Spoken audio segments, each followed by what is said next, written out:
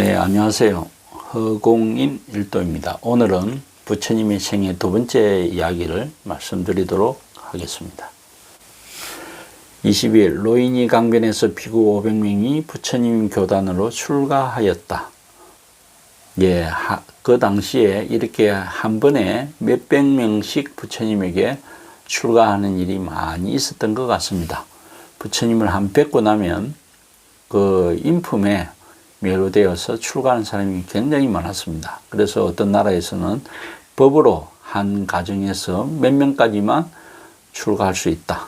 그렇게 법으로 정한 국가도 있었다고 들었습니다. 12번 부처님의 생모인 마야 부인이 돌아가신 후 이모인 마 빠자빠띠 꽃다미께서 어머니 역할을 하셨다. 그리고 부왕이 돌아가신 후 꽃다미는 가부 500명과 함께 부처님에게 출가를 요청드렸다. 아난다 존자는 여성들의 출가 허락을 부처님께 6번이나 요청드렸지만 부처님은 거절하셨다. 그러나 결국은 아난다 존자의 간곡한 요청으로 인하여 공경하는 법 8가지를 지킨다는 조건으로 여성들의 출가를 허락하였다. 부처님 생모 마야 부인께서 7일 만에 돌아가시고 여동생인 마 바자빠띠께서 어머니 역할을 하셨죠. 그리고 또 아버지께서 돌아가신 후에는 그 이모께서 가부 500명을 데리고 출가 요청을 하셨다라고 되어 있습니다. 그러나 부처님은 비구니들로 인해서 부처님 교단이 약해질까봐 거절을 많이 하셨다가 결국은 아난다 존자의 요청으로 허락하셨다. 그렇게 되어 있습니다. 소타빠띠 팔라 수다함가, 사가다가미 팔라 사다함가, 아나가미 팔라 아나함가, 아라하따 팔라 아라함가. 이렇게 수행을 하는 과정에 있어서 10가지 족쇄라는 게 있습니다. 성인이 되기 위해서 나아가는 길을 방해하는 그런 10가지 족쇄가 영원한 자나 영혼이 있다는 믿음. 예, 즉 흔히 말하는 무아인데 자아가 있거나 영혼이 있다는 믿음, 이렇게 되어 있습니다. 여기서 영혼도 결국 나라는 생각을 바탕으로 이루어진 그런 마음 단계입니다. 영가라는 것도 결국은 살아생전에 그 자기의 몸을 바탕으로 나라는 의식이 굳어진 그 마음이 있기 때문에 영혼이 있는 것입니다. 2번 올바른 길에 대한 의심. 찬송의식 제사가 열반으로 이끈다는 믿음, 갈망 또는 탐욕, 미움이나 해모, 순수한 물질적 존재나 비물질적 존재에 대한 욕심, 즉 색계와 무색계에 대한 집착. 7번 자만심이나 자부심, 8번 나태, 무감각, 졸음, 둔함, 마음, 혼침이라고 되어 있습니다. 들뜨고 동요된 마음. 10번에 무지, 무명, 이렇게 되어 있습니다. 아라한 그들은 짐을 내려놓았음에 진정한 목적지에 도달했고 존재의 10가지 족쇄가 소멸되었으므로 궁극적 지혜로 해탈에 도달했다. 그들은 방일하지 않으므로 그들을 할 일을 다 했다. 그들은 더 이상 부주의해질 수 없다. 예, 저 10가지 족쇄를 완전히 뛰어넘어서 열반을 성취하신 성자들이십니다. 아나함은 상기 5가지 낮은 족쇄를 제거하여 청정한 거처에 태어날 비구들이다. 그들은 그곳에서 완전한 열반에 들어 다시 돌아오지 않는다.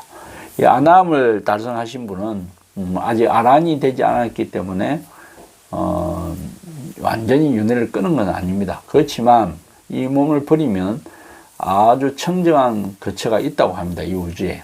그곳에 태어나서 그 다음에 열반으로 들어간다고 되어 있습니다. 사다음 3가지 낮은 족쇄를 제거하고 탐욕과 성냄과 미혹이 엷어졌다고 되어 있어요. 없어졌다는 건 아니고 탐진치가 엷어지고 나면 그들은 한 번만 이 세상에 돌아와서 결국 괴로움을 끝내버릴 것이다. 이렇게 되어 있습니다. 수다원, 흐름에 든 자, 3가지 족쇄를 제거하여 흐름에 든 예류 비구니들이 있으니 그들은 지옥에 떨어지는 법이 없고 해탈이 확실하며 다른 바른 깨달음으로 나아간다. 24. 난다카 테라의 설법. 부처님 제자 중에 난다카 테라라는 분이 계셨는데 그분이 하신 설법입니다. 우리 몸에 있는 안이, 비설, 신이 6가지 육근이 바깥 세상에 있는 육진 하면 6가지의 육식이 생겨납니다. 눈으로 인해서 의식이 생겨나고, 귀로 인해서 의식이 생겨나고, 코로 인해서 의식이 생겨나고, 그렇게 되는 겁니다. 그래서 그 18가지는 결국 어떻게 보면 나를 이루는 근본인 거죠. 나라는 생각을 이루는, 아상을 이루는 근본인 거죠. 그 18가지가 무상하고 고통이며 무아이다. 왜? 자기 의지대로 달릴 수 없기 때문에 무아라고 했었죠. 그 다음에 이 보장과 7가지를 키움으로써 모든 번뇌가 다한 아라한 가위를 금청해 이 몸으로 현재 행하고 체험할 수 있다. 그래서 이 아라한과를 얻게 해주는 보배로운 7가지의 수행 방법 같습니다. 그래서 일본의 니빠나로 향하게 하는 알아차림의 깨달음의 요인, 담마, 부처님 법을 조사 확인하는 깨달음의 요인, 노력하는 깨달음의 요인, 기뻐하는 깨달음의 요인, 고요함의 깨달음의 요인, 선정의 깨달음의 요인, 평등심의 깨달음의 요인을 가져야 아라한 가위에 도달할 수 있다. 그렇게도 해석할 수 있겠습니다. 25. 웰루아나 장근주인 빈비사라 대왕의 왕비는 빼어나게 아름다운 케마였다. 그녀는 부처님의 설법을 듣고서 4가지 도와 4가지 과를 얻었다라고 되어 있습니다. 중림정사를 만드신 빈비사라 대왕의 왕비의 이름이 아마 케마였던 것 같은데, 그분이 참 여자로서 아라한을 성취했다라는 정말 이렇게 존경처럼 그 말씀입니다. 26. 사와띠 수도의 유명한 거부 장자의 딸인 우빨라완나는 처녀로서 출가하여 비구니가 되었다. 그러나 짝사랑을 하던 난다라는 젊은이가 우빨라완나를 겁탈하였다. 그리고 저를 빠져나오는 순간 땅이 갈라져 산채로 지옥으로 빠져들었다. 이것에 대해 부처님은 비구들이여 그 일에 마음으로 즐거움을 느끼지 아니한 비구니에게 허물을 지우지 말라라고 하셨다. 우빨라완나는 제가 알기로 그 아라한의 경지에 이르신 분이었어요. 근데 그 난다라는 젊은이가 이제 겁탈을 한 거죠. 근데 그 난다는 겁탈하고 나오는 순간 땅이 갈라져 지옥으로 빠져들었고요. 여기 산채로 지옥으로 빠져들었다. 우리는 이런 것들이 그냥 어떤 비유라고 생각하지만 그렇지 않은 것 같습니다. 심지어 이 몸을 가진 채로 천상에 올라가는 경우도 있었고 정말 수많은 그런 경우가 있습니다. 그래서 저는 뭐 그런 일이 있었다고 믿고요. 여기에 대해서 이제 그 당시에 많은 그 성가에서 이 우빨라완나를 비난하게 됩니다.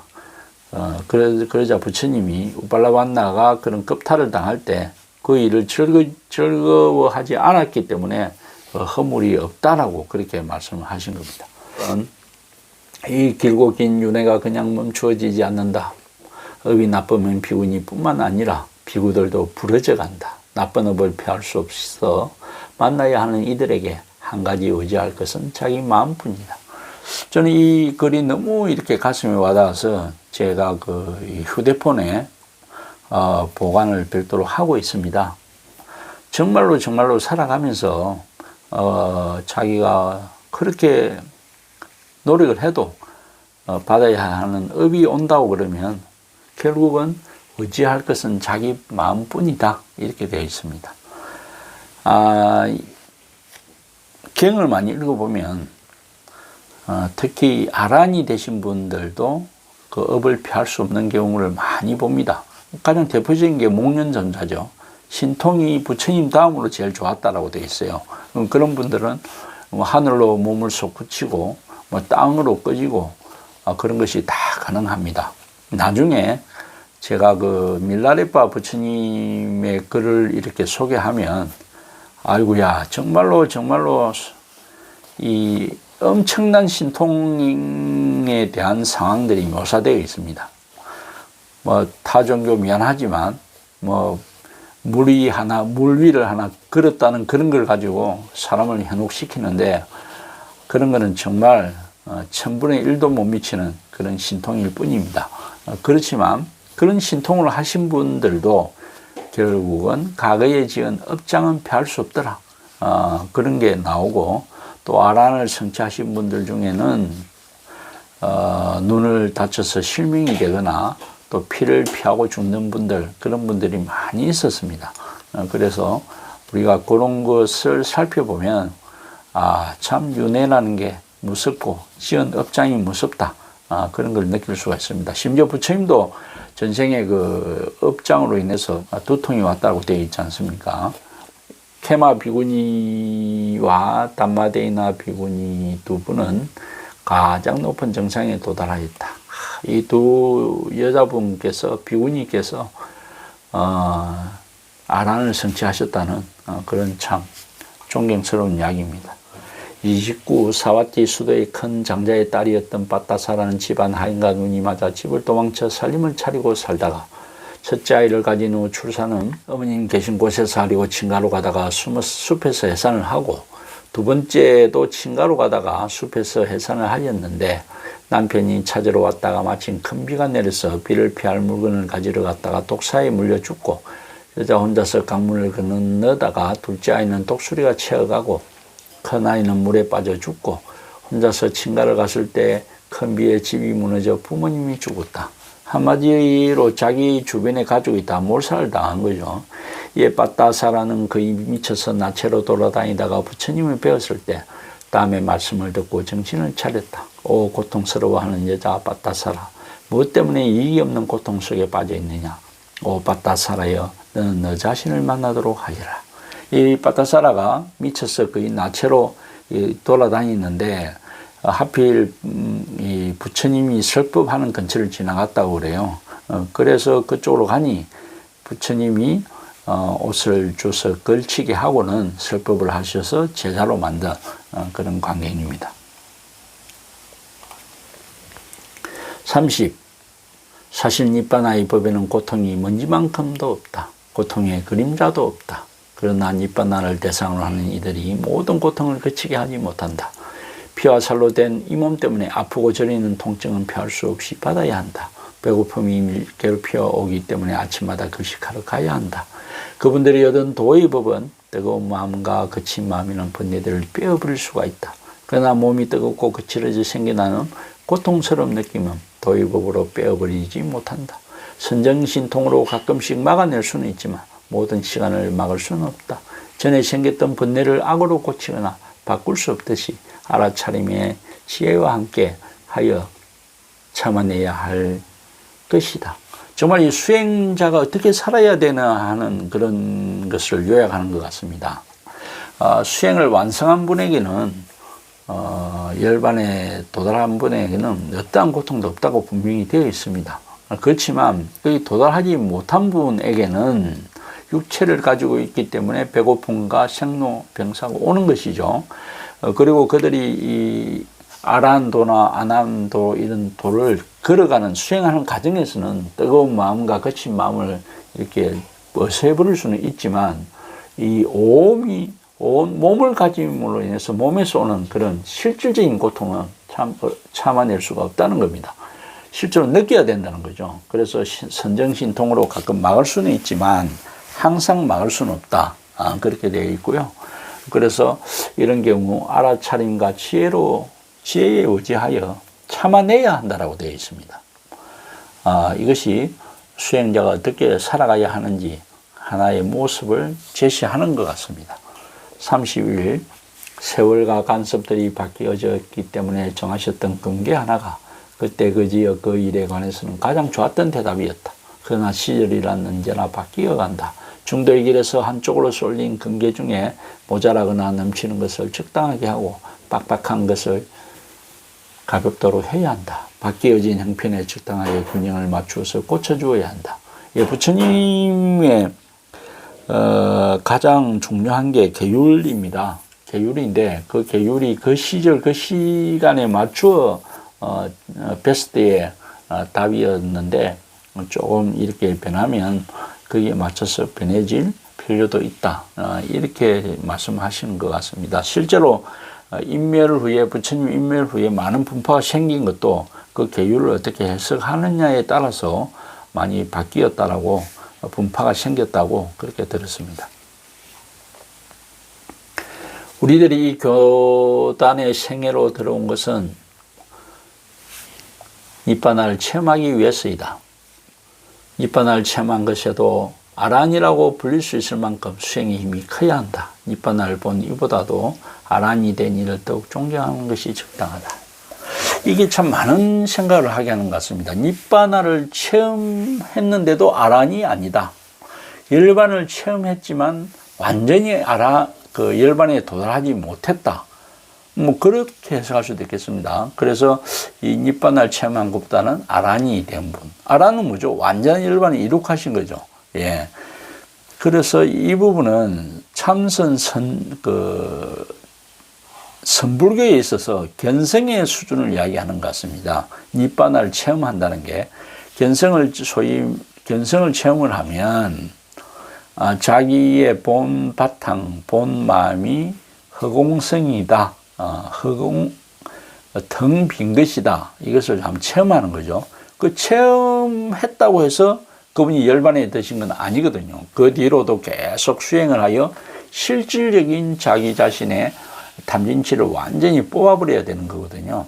그래서 이 부분은 선불교를 하시는 분이 꼭 한번 마음이 새겨야 될 부분이 아닌가 그렇게 생각을 합니다. 33번 바룰 없는 깜마 8가지. 즉 바룰을 없는다는 것은 성가에서 쫓겨나는 거죠. 그래서 성가의 이 자질이 없어지는 8가지 행동이다. 그렇게 생각하시면 될 것 같아요. 그래서 1번 상가대중 스님들이 공양을 얻지 못하도록 노력하는 사람, 스님들에게 이익이 없도록 노력하는 사람, 스님들이 지낼 곳이 없도록 노력하는 사람, 스님들에게 욕설하고 저주하는 사람, 스님들끼리 싸우도록 하는 사람, 부처님께 욕설하고 경멸을 하는 사람, 딴말을 욕설하고 경멸을 하는 사람, 상가를 욕설하고 경멸을 하는 사람.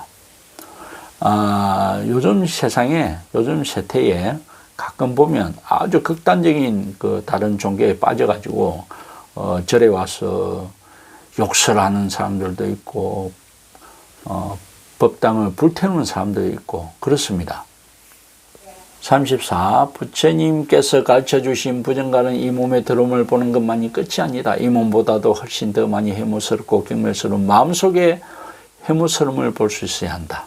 즉 몸의 부정뿐만 아니라 마음의 부정도 봐야 한다고 되어 있죠. 그래서 부처님은 삼바짜나와 함께 지혜가 함께 하지 않으면 이익이 적은 부정감에서 수식관으로 수행법을 바꾸었다라고 되어 있습니다.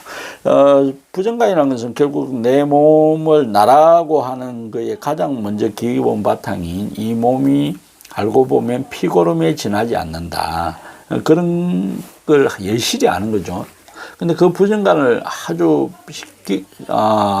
많이 받아들이신 제자들 중에는 자살하는 부분들이 좀 맛본이 많이 있었다라고 합니다. 그래서 나중에 부처님이 부정관을 하더라도 좀 수성한 지혜로서 같이 함께 해야 되는데 그 지혜가 다 같이 함께 하지 못하니 자살을 하는 거죠. 그러다 보니 부처님이 수식관으로 수행법을 바꾸었다. 그런 말씀이 되겠습니다.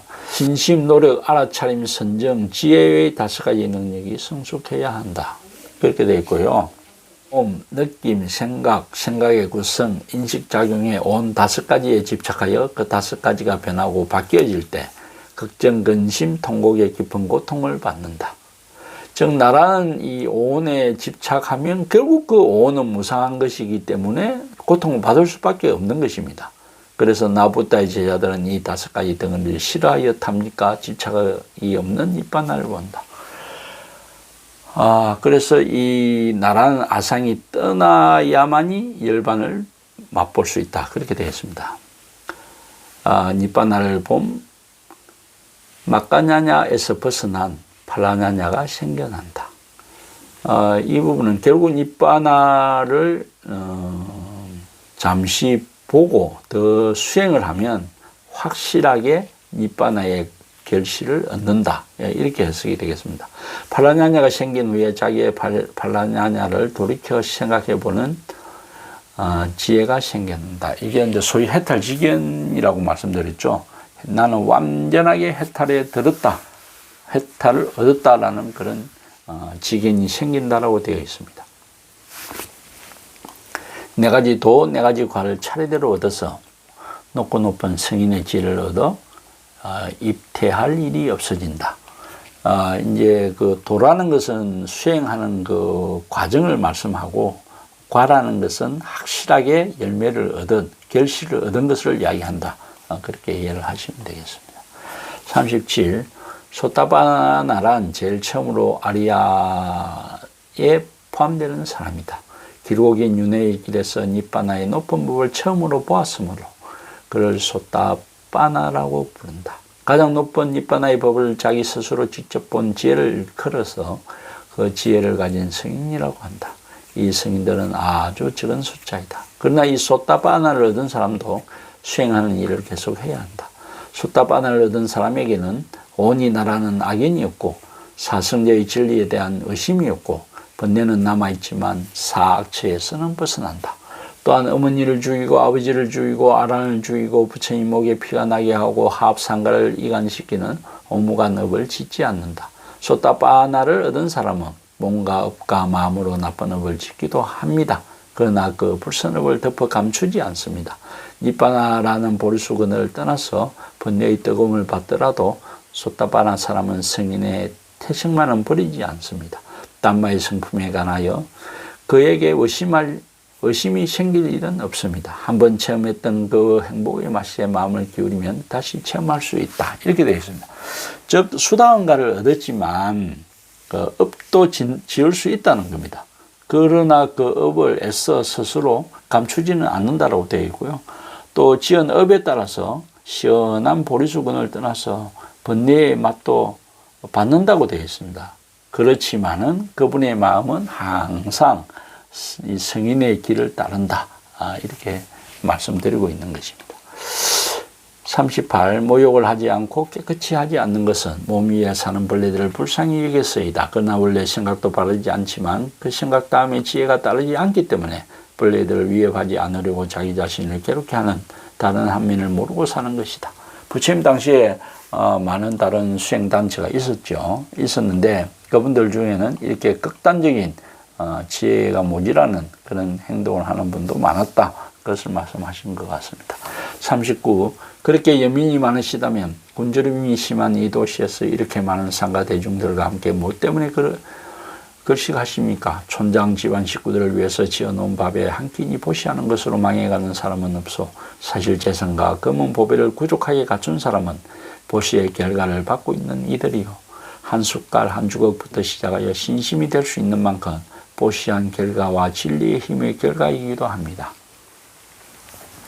이 부분은 훈련이 들어서 아주 일반인들도 좀 어려운 시기에 부처님이 제자들을 데리고 걸식을 가다가 한 촌장집을 이렇게 들르신 겁니다. 그때 진짜 촌장이 부처님에게 비아냥거리듯이 아니 그렇게 당신이 훌륭하신 분이 이렇게 어려운 시기에 어려운 마을에 와서 걸식을 하느냐 이렇게 이제 비꼰 거에 대해서 부처님께서 너희가 지금 이렇게 그나마 잘 사는 것도 다 전생의 보시의 덕이니 계속 복을 쌓아라 그렇게 말씀하셨다고 이해를 하면 되겠습니다.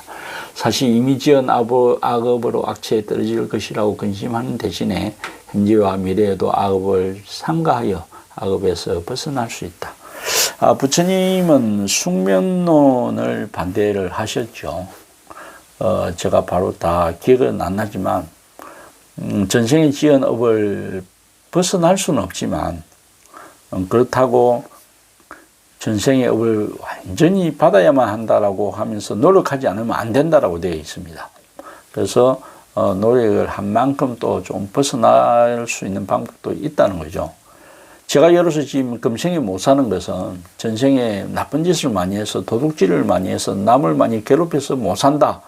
그렇게 볼 수도 있지만 그렇다고 내가 또 금생에서 조금이라도 잘 살기 위해서 노력하지 않으면 안 된다라고 말씀하시는 겁니다.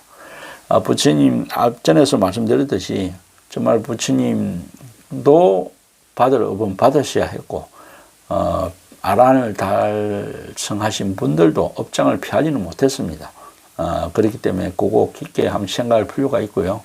요즘 사찰에서 뭐 업장 소멸을 핑계로 여러 가지 기도를 한다고 하지만 그것 또한 부처님의 양면을 다 바라보는 그 말씀을 새겨 들으면서 대처할 필요가 있다고 봅니다. 예, 이상으로 부처님의 두 번째 생애에 대한 말씀을 마치겠습니다. 허공인 일도입니다.